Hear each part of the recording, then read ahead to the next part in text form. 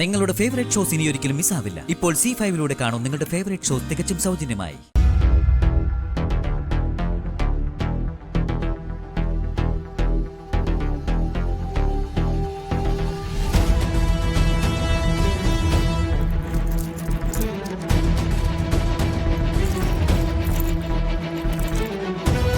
മോളെ, ഇത് പരമ്പരാഗതമായിട്ട് നമ്മുടെ കുടുംബത്തിലുള്ളതാ. മരുമക്കളായിട്ട് വന്ന് കയറുന്നവരുടെ അവകാശം ഇത്. എല്ലാം വളരെ വിലപിടിച്ചതാ. ഈ ഡിസൈനും മറ്റും വേറെ ഒരു സ്ഥലത്ത് തിരഞ്ഞാലും കിട്ടില്ല. മോൾക്ക് എപ്പോഴാണോ ഇത് അണിയാൻ തോന്നുന്നത് അപ്പോ എടുത്ത് അണിയാം. ആ, നമ്മുടെ കുടുംബക്ഷേത്രത്തിൽ ഉത്സവം വരുമ്പോ ഈ ആഭരണങ്ങളെല്ലാം അണിഞ്ഞു വേണം മോള് പോവാൻ. അതെന്താ? അതൊക്കെ പറയാം. ഇനി മുതലേ ഇതെല്ലാം മോളുടെ മുറിയിൽ തന്നെ വെച്ചു. അതെങ്ങനെയമ്മേ പ്രിയങ്ക അത് സ്വന്തം മുറിയിൽ സൂക്ഷിക്കുന്നത്?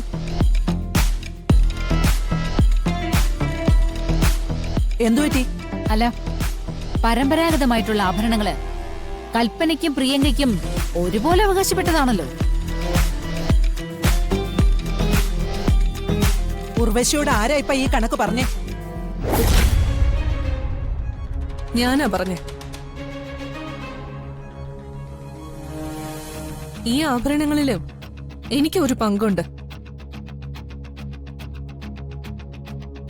കൽപ്പനയ്ക്കുണ്ടായിരുന്ന പങ്ക് വീതിച്ചു തന്നതല്ലേ? വീതിച്ച് തന്നു എന്നുള്ളത് സത്യം. പക്ഷേ ഇത്രയൊന്നും ഉണ്ടായിരുന്നില്ല. ആര് പറഞ്ഞു? കുടുംബത്തിലെ മൂത്ത മരുമകൾ എന്ന നിലയ്ക്ക് ഇതിലും കൂടുതൽ തന്നെയാ കൽപ്പനയ്ക്ക് തന്നിരിക്കുന്നത്.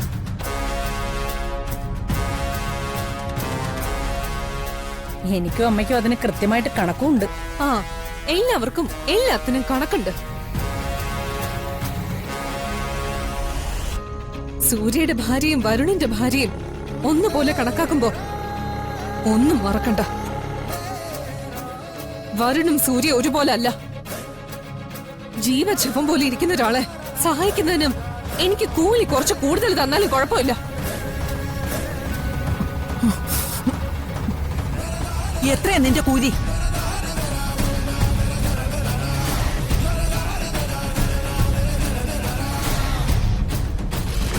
ചോദിച്ചത് കേട്ടില്ലേ? സൂര്യയുടെ കൂടെ നീ ജീവിക്കുന്നതിന് നീ നിശ്ചയിച്ചിട്ടുള്ള കൂലി എത്രയാന്ന്?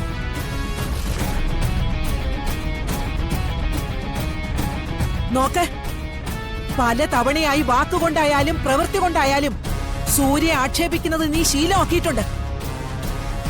നീ കാണുന്ന കണ്ണില് ഞങ്ങൾക്ക് അവനെ കാണാൻ പറ്റില്ല.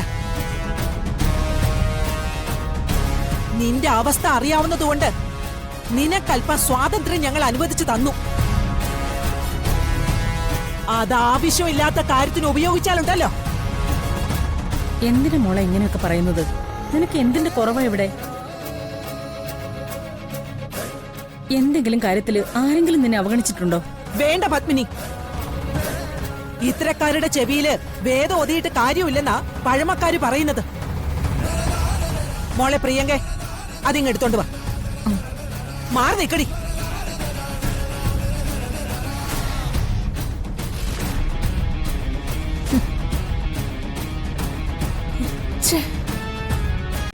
ഡൗൺലോഡ് ചെയ്യൂ C5 ആപ്പ്. കാണൂ എല്ലാ എപ്പിസോഡുകളും സൗജന്യമായി.